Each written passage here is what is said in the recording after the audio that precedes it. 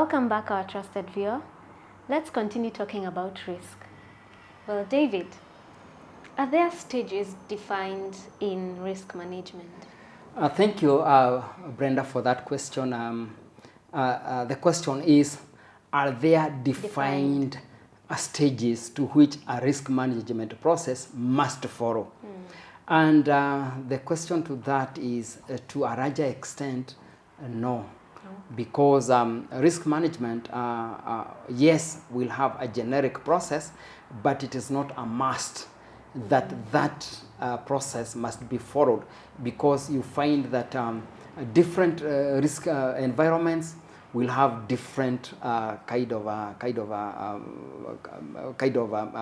way they will do risks. So there cannot be a rule that risk management must follow this process. Yes. Reason being that we are saying there are various types of risks, there are various ways to deal with them, there are various ways to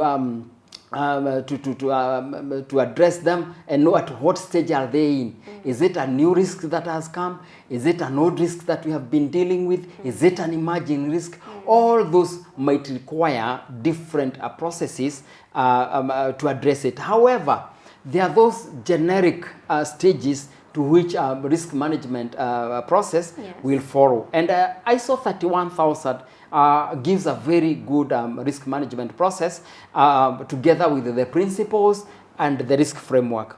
And in the ISO 31000, you'll find there is that one establishing the context, the scope. From that, you'll find there's the risk assessment, where it's about risk identification, risk analysis, all that are included there. And then there is also the risk control, whereby now is dealing with that risk in the way we can be able to address it. And then also, you cannot have a risk and then you say, we have put measures and then let's forget about it. Remember, risk is dynamic. So we need to revisit it and ask ourselves, did we address it the right way? And if we didn't address it the right way, then we have to revise our ways to be able to address it in a better way. And another one is, when we are doing our risk management, it is not for our consumption. So it is the consumption of the people to which their objectives will be affected. Hence, risk reporting is very important. We have to tell people that there is this risk and we are managing it, so that now there is that whole process. Communication, people have to be communicated about risks. All those are risk management processes. But how they, you will find that even though they try to follow one another, they can come at any point in time in managing risk. Okay. So this means that risk management processes weave into one another. Yes, because imagine we have said establishing the context. We have talked about the risk assessment, identification and analysis and evaluation, and also the control itself. You see, even when we are doing risk identification, there needs to be communication. Yes. Yeah. So when we are doing risk control, there has to be reporting. So all those are connected in one way or another. There's no defined way that we do risk identification and we stop there. We can't communicate it. We can't report it. It can't work that way. So all of them will intertwine into one another depending on what is required to manage that risk. Okay. Thank you so much. Let us now discuss the risk management process as per the generic stages. What is risk management context? Risk management context is just like in which environment are we going to exercise that risk. Remember, risks cannot exist in a vacuum. Yes. They exist in an environment that can be defined.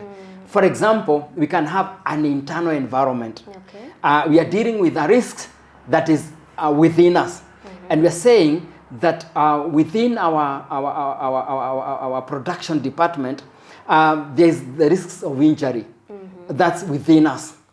But again, on the other side, we are saying there could be external risks maybe the government has just brought in a levy that is affecting our production process. Okay. Then you see, we didn't expect that, but it has.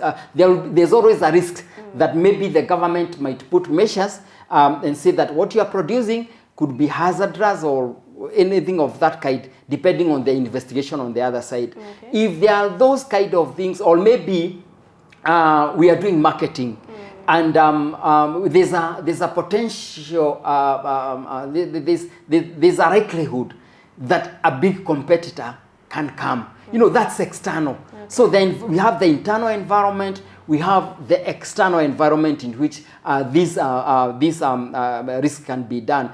Just as an example, that is now establishing where is this risk going to be exercised. Yeah. Okay. So this looks like it's the house unit for risk management process. Perfectly said, Okay. because we have the objectives. Remember, even in that establishing the context, we have to establish what is our objectives.